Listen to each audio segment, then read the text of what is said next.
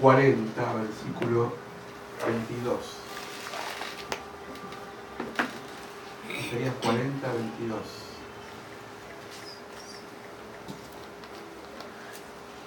Estaba viendo los videos de los saluditos del viernes.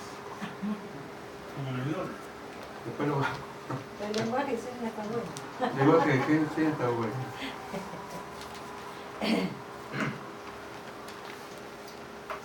Está bueno la participación, la verdad que me gustó todo el baile que trajo Jenny. La danza. La danza, sí, la danza.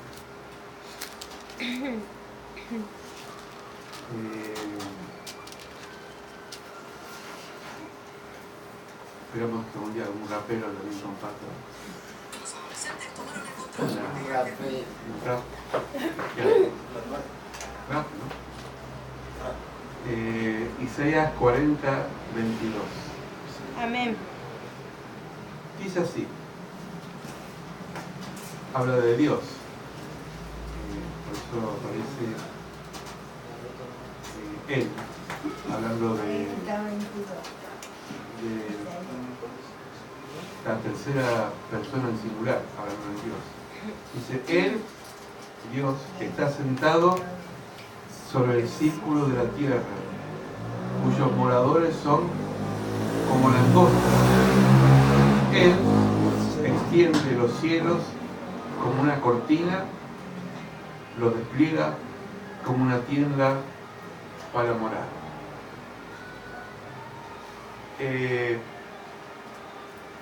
Quizás no podemos dibujar o imaginarnos en una imagen cómo sería que Dios se siente en un círculo. Usted preguntará, como quizás nos preguntamos, ¿qué círculo? ¿En qué círculo Dios está sentado? Porque no dice Él se sentará, no habla del futuro, no habla del pasado, Él está sentado. La palabra sentado en la Biblia aparece varias veces, sobre todo cuando habla de Jesús que está sentado a la derecha del Padre, ¿no?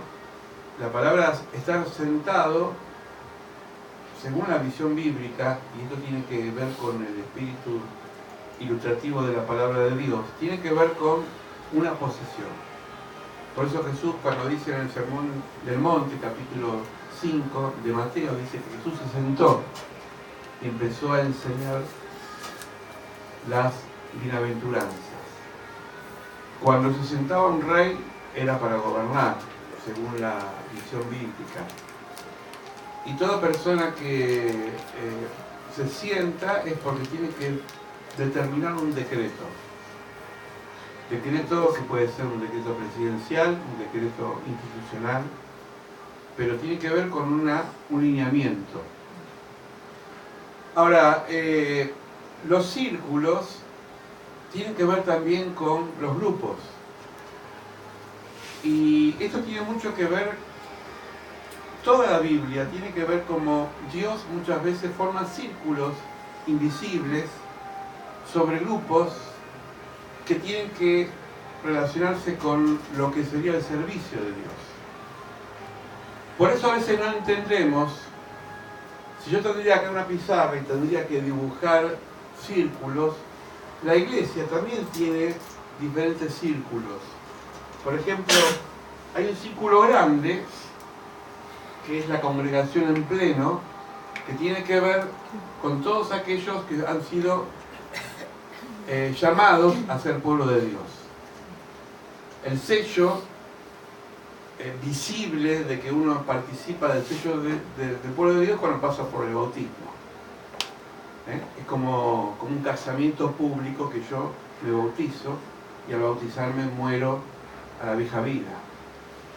Este es el círculo general. Después hay otros círculos más pequeños que tienen que ver con la proximidad.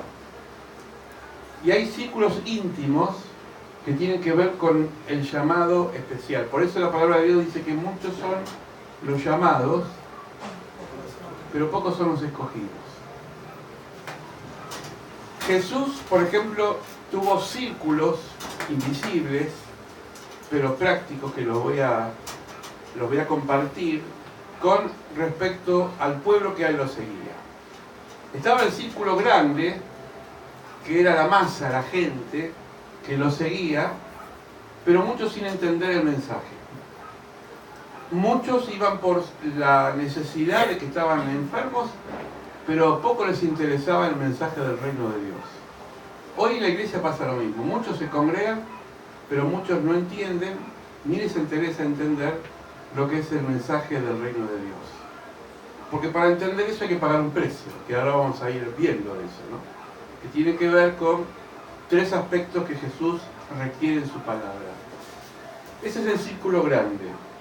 Después había un círculo intermedio que lo podemos denominar como los 70, cuando Jesús elige a 70 discípulos y los envía a predicar el Evangelio de 2 en 2. Acá ya no entra la masa, acá no entra los seguidores que lo seguían por intereses, sino aquellos que habían aceptado el llamado. El pagar el precio tiene que ver con 3 cosas fundamentales que están en el Evangelio. Primero, cuando Jesús dice, sígueme, aparecen 3 tipos de personalidades que vienen a ser los prototipos de nuestras vidas. Está el que dice, Señor, yo voy a servirte, pero deja que entierre a mis muertos. ¿Se acuerdan de ese pasaje? ¿Quién nos recuerda? Jesús le dice, deja a los muertos que entierren a sus muertos. Pero no dicen que estos lo siguieron. Estaban otros que decían, yo te voy a seguir, pero Jesús dijo, bueno, si me vas a seguir, no vas a tener un hotel de 5 estrellas, ni vas a vivir cómodamente, porque los animales tienen sus cuevas, las aves tienen sus nidos, pero yo no sé, no voy a dormir el día de mañana.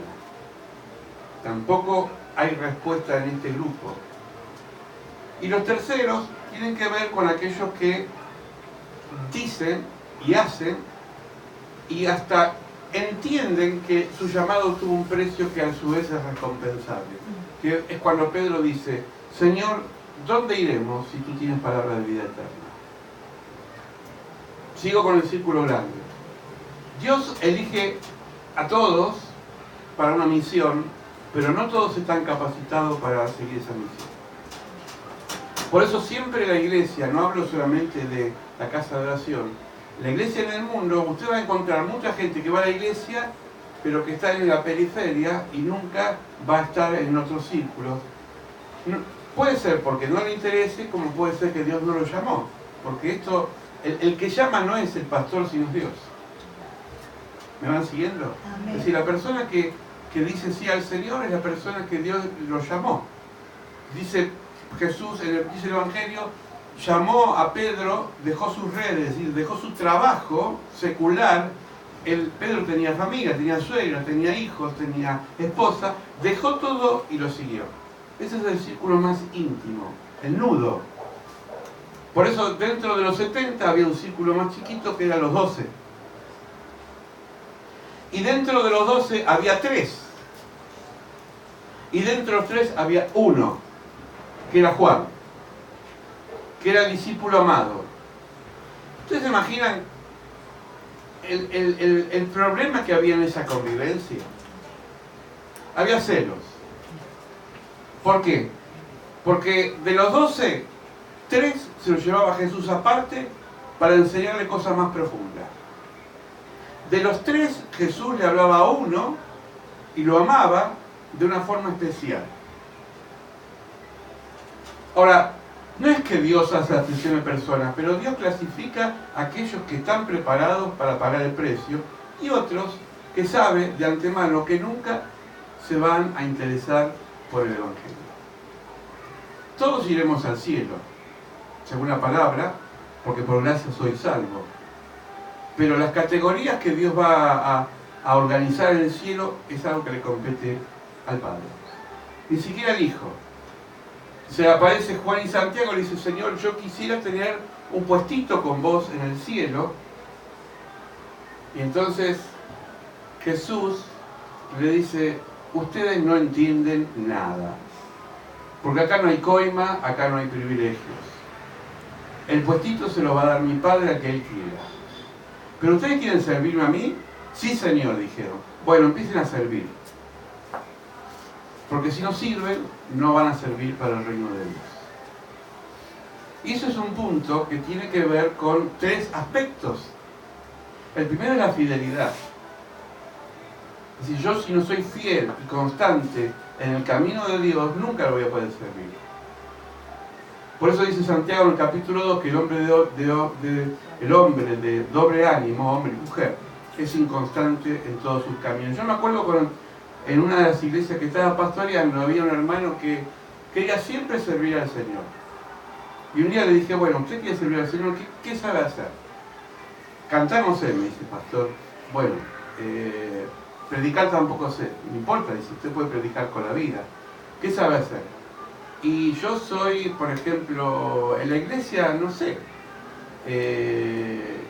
me gustaría estar en la puerta, como ahora lo hace Luciano, que dicho de paso es un privilegio y es una responsabilidad, porque es la cara visible de aquella persona que entra. Bueno, esta es la puerta, le dije. ¿Y qué tengo que hacer? Y lo primero venir a los cultos, porque desde su casa no va a manejar a la iglesia. Bueno, ya ahí puso cara. Digo, bueno, entonces no va a pagar el precio. Entonces él venía, un culto sí, un culto no, de vez en cuando, la vida, como dice Sara, pero no venía siempre. Llegó un momento que un día vino una hermana nueva, porque la iglesia es un círculo, un circuito de que siempre la gente se va renovando. Una mujer mayor, muy anciana, me dice, yo pastor quisiera, en la otra iglesia donde yo me congregaba, era portera, ungida, uno le dice. Bueno, dice, yo le digo, acá hay un hermano que se ofreció, pero como verá, su silla está vacía. Yo no quiero pasar encima de otro hermano, pero vamos a orar, porque recién empezaba. Y entonces después de un tiempo, el hermano no venía y la hermana ocupó el lugar. Porque Dios no tiene apuros y Él no va a decir, bueno, vamos a esperar el lugar. Ese lugar lo ocupó la hermana. Cuando volvió el hermano que quería ser portero, lo primero que pensó, me quitaron el espacio. Yo no prediqué ese día. Dios es tan sabio, vino un predicador invitado y dijo, yo no conozco a esta congregación, solamente al pastor, pero no he charlado lo que voy a hablar, pero siento decirle al Espíritu Santo que acá hay celos porque no saben ocupar su lugar. Lo han perdido muchos. Este hermano, gracias a Dios, como no era orgulloso, se quebró, reconoció públicamente que él no había asumido su responsabilidad y cuando falleció la hermana, él ocupó el lugar. Pero tuvo que pagar el precio de la espera. Porque cada tiempo que nosotros cedemos a Dios es un espacio espiritual que retrocede en nuestra vida. Por eso decía Jesús, la mies es mucha, pero pocos son los obreros. Y el círculo más chico es el círculo de aquellos que son incondicionales. Son los que pagan el precio. Y esto no es pago para nadie, es la palabra de Dios. Vamos a ir descubriendo algunos pasajes. El primero en el Antiguo Testamento, los voy a citar, ustedes lo conocen algunos, y si no lo pueden buscar en Éxodo. Dios llama a uno de los más grandes líderes, que fue Moisés. Moisés era una persona que había sido criado a los pies del faraón. Tenía autoridad, tenía conocimiento egipcio. Usted sabe la historia, vio la novela en Telefe seguramente. Pero Moisés en un momento, impulsado por la violencia, mata a un egipcio y tiene que huir. Después de 40 años, Dios lo llama. Porque el llamado de Dios tiene sus procesos. Algunos lo llaman, dice Jesús, temprano y otros llega a su proceso. Cuando Moisés vuelve al llamado, empieza a formar una comunidad. ¿Con quién? Con los esclavos. Ya no como Egipto, como los esclavos. Porque él se hace esclavo. Ahí se cumple lo de Jesús. Si uno no se hace alguno más y sirve, entonces nunca va a entender el sufrimiento. Moisés empieza a vivir como esclavo. Confronta y enfrenta al faraón como ya no como segundo, ya no tenía privilegio en el palacio, sino como uno más. Pero tenía de parte de él nada más y nada menos que a Dios. Y cuando tenemos a Dios en nuestra parte, no tenemos por qué temer. Amén. Dios le da la capacidad y la sabiduría de liderar un pueblo muy numeroso, pero como dice el proverbio que la sabiduría está del rey, está entre varios consejeros, se le aparece su suegro, Jetro, y le dice: mira, Moisés, estás trabajando mucho, teniendo mucha gente, delegá. Elegí jueces, personas que juzguen, delegá, no te sobrecargues. Entonces Moisés empieza a formar un círculo más pequeño de servidores de Dios, pero que lo servían a él también, ¿no? Como una especie de jerarquía. ¿Me van siguiendo? Amén. Entonces, cuando Moisés empieza a delegar, él se empieza a profundizar más en las cosas que Dios le estaba dando para el pueblo. Porque había pleitos y problemas que ya no le correspondía a Moisés. ¿Se imagina que un presidente de una nación, del país que sea, tiene que atender a toda la gente? El gobierno tiene una jerarquía y es lógica. Es decir, las leyes se debaten en la Cámara de Diputados, en el Senado, se legisla, se vota, se va al Parlamento y después se aprueba, pero en todo eso hay un proceso.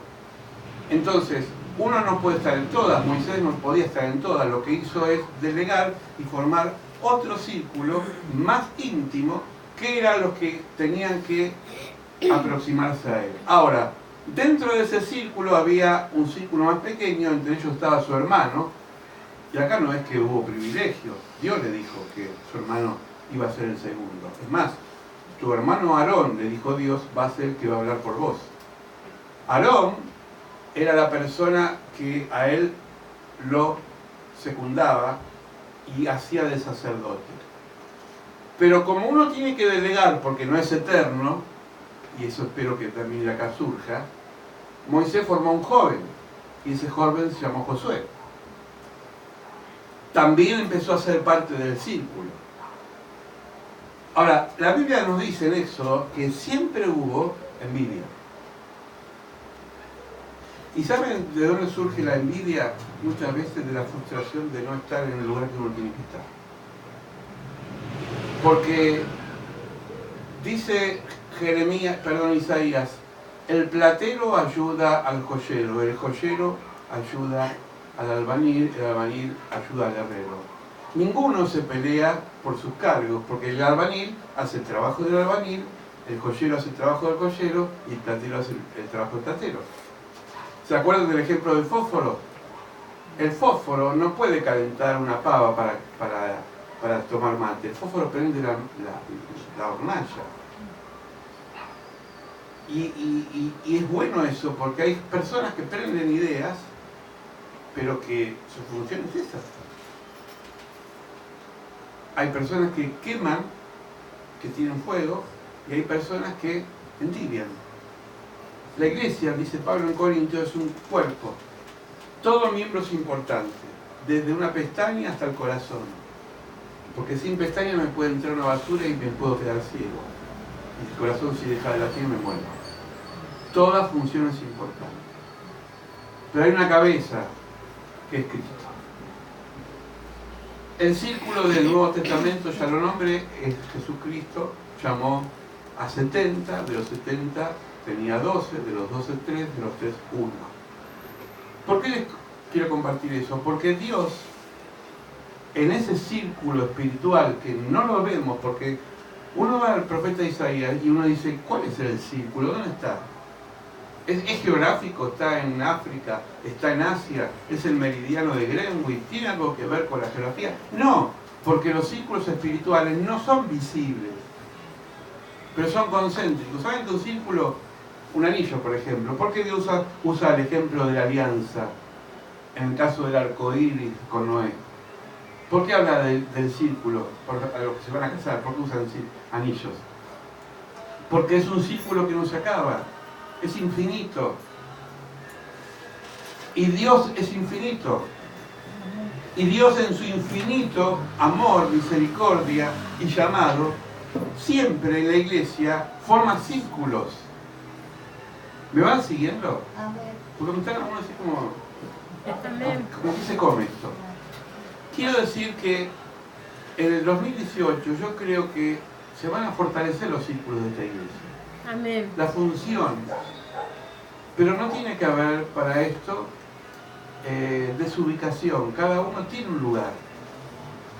Si yo a veces, bueno, gracias a Dios somos un cuerpo, pero a veces con la pastora digo, bueno, me gustaría estar en otros lugares para ayudar. Pero recién, por ejemplo, cuando estaba compartiendo Marina y ustedes compartiendo, yo estaba buscando la palabra, todo el día busqué la palabra. Primero porque el invitado que iba a venir hoy me acaba de decir hace una hora que no podía venir. Y yo no soy el mago que saco de la galera lo que viene. Yo, si no es palabra de Dios, me callo. Y estaba con una angustia interior, digo, Señor, ¿cuál es la palabra? ¿Cuál es la palabra?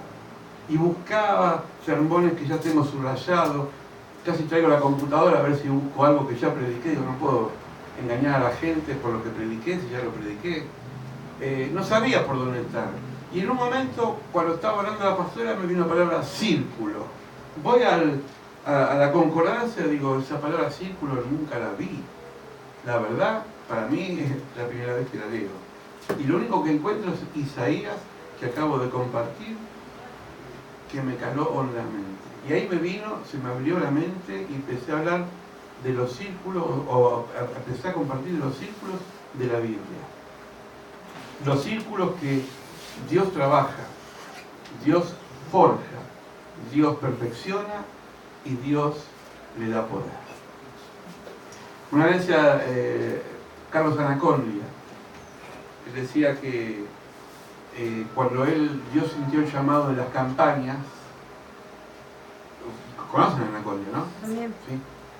Una vez en una iglesia dije el hermano Anacondia y alguien pensó que estaba hablando de una víbora.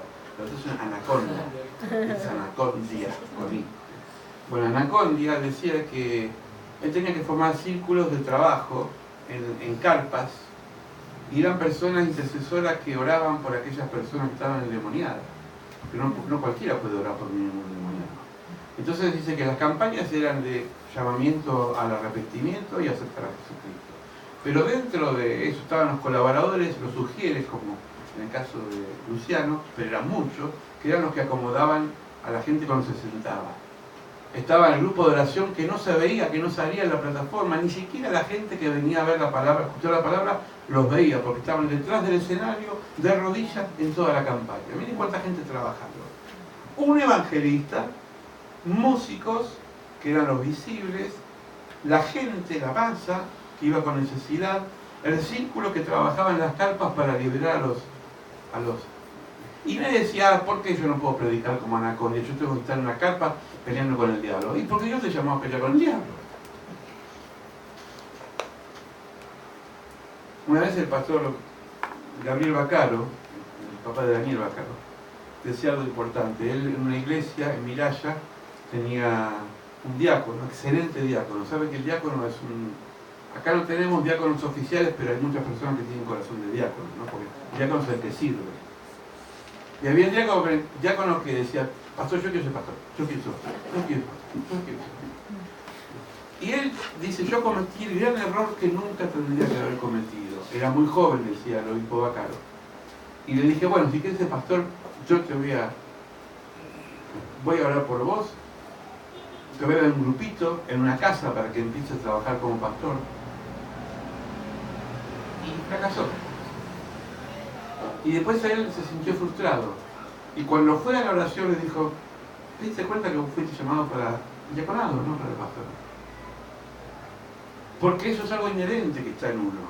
No es que uno dice, bueno, ahora voy a ser pastor, mañana voy a hacer otra cosa, ¿no? ¿Se imaginan ustedes que estudiaron para enfermería, hoy voy a ser enfermera, mañana voy a ser jueza? No, pasado voy a ser psicóloga. Pueden ser muchas cosas, pero ¿lo van a hacer bien? Es decir, nosotros tenemos llamados y tenemos que ser fieles a lo que fuimos llamados. Pero siempre estar en el círculo implica pagar un precio. Y esto no lo digo yo, lo dice la palabra. Por eso cuando prediqué, ¿se acuerdan? ¿Sabés quién estuvieron cuando prediqué que permanecer tiene sus privilegios? ¿Se acuerdan? como está en YouTube, lo buscan, ponen permanecer. Permanecer tiene que ver con la fidelidad, con el estar. Yo por eso no estoy tomando lista de los que asisten regularmente en los cultos. Estoy hablando con compromiso con Dios, no es conmigo. Porque a veces hay compromisos fuera de la iglesia que se entiende que a veces uno no puede estar todos los cultos presentes. Estoy hablando del llamado.